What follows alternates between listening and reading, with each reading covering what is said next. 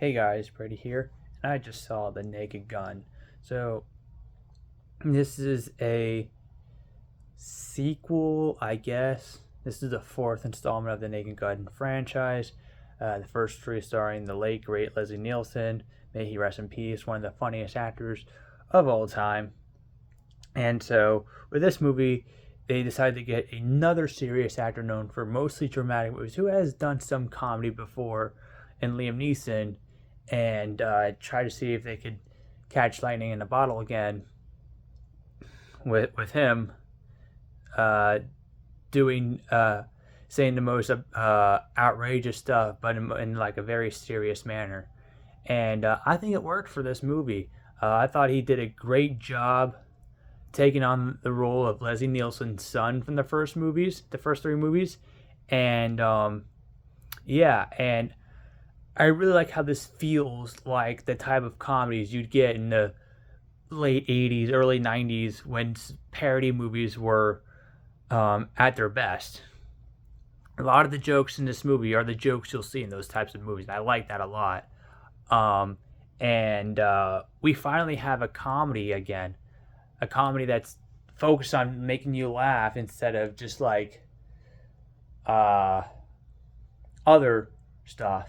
But um, yeah, so this is directed by Akiva, whatever the fuck his name is, Schaefer, who directed Hot Rod and The Watch with Jonah Hill, Ben Stiller, and Vince Vaughn, which isn't one of the best comedies of all time, but it's not bad. Just not as it could have been a lot better. And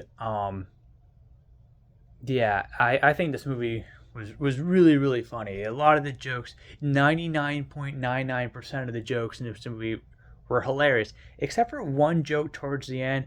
And if you know the kind of person I am, if you've been following me for as many years as you have, you'll know uh, a joke that happens at the end of the movie that just kind of bothers me. It's more gross out shit, and it's like you didn't need to have that in the movie. You could have just left that out and not have me take a point off the movie, but a point gets taken off the movie just for having that scene, even if it's for a split second, just for having that scene in the movie. Um, and it involves an owl shitting on someone. So, yeah. That's the only joke that didn't work for me in the movie. The rest of the movie is fucking hilarious. Um, but there's not really much to say. It's pretty much Leslie Nielsen. Liam Neeson's character is the son of Leslie Nielsen's character from the first movie. He's been taken off the police squad for fucking a lot of things up, and there's this case that he wants to work on, but he can't because they just kind of they didn't let him go. They just don't want him to continue on with the case, and it's a murder, or not a murder. It's a bank robbery slash murder, I guess. And Pam Anderson is the love interest in the movie, and she's really great in this movie. She's really good at comedy in this, um, and Danny Houston, whatever the fuck his name is, he's the antagonist of the movie. He's behind um, the murder of what's her face is Pamela Anderson's. I think it's her brother in the movie, and so she tags along with Liam Neeson's character and to try to get answers and whatnot, and that's pretty much it. Um, this movie is really good. I think it's safe to say that comedy has come back. They gotta just continue hitting this mark and making more movies like this, and just not make it woke.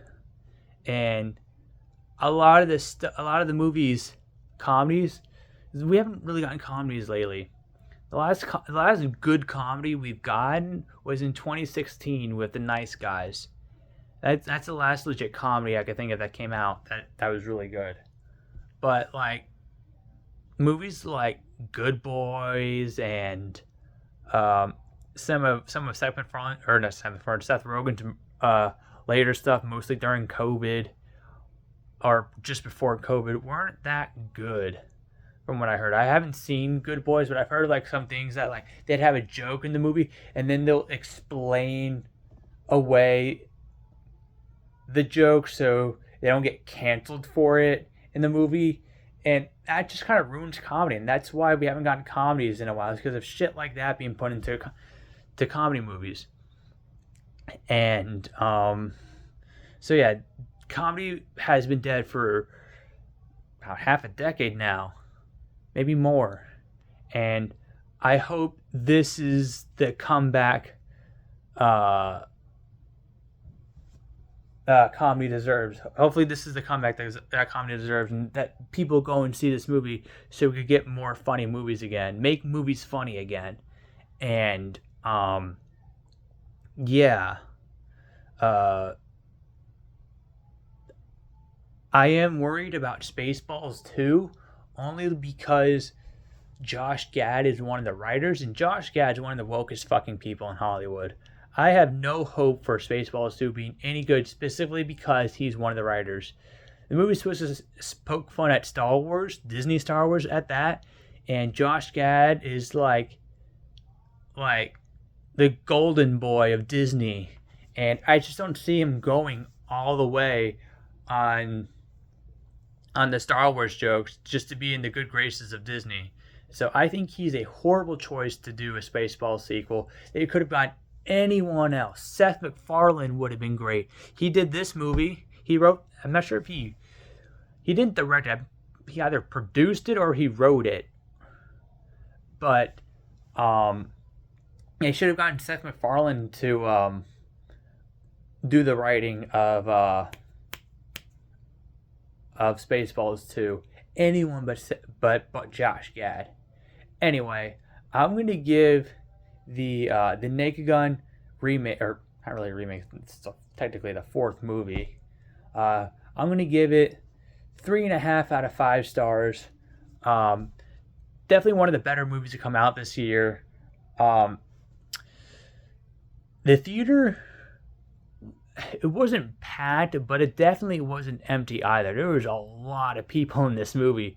Not like Avengers opening night level of people, but still a pretty decent amount of people showed up for this movie, which is a good sign. I'm not sure to the budget of this movie. It can't be too high. So we'll see what the box office numbers are Monday or Tuesday, but I think this movie's gonna make a lot of money. It probably has a lower budget than like Fantastic Four and whatever Disney's been releasing lately, so it could make its money back. I don't know, but seeing how the audience in this movie were pretty much laughing hysterically from start to finish, I think this is gonna have good word of mouth. And yeah, that's all I gotta say.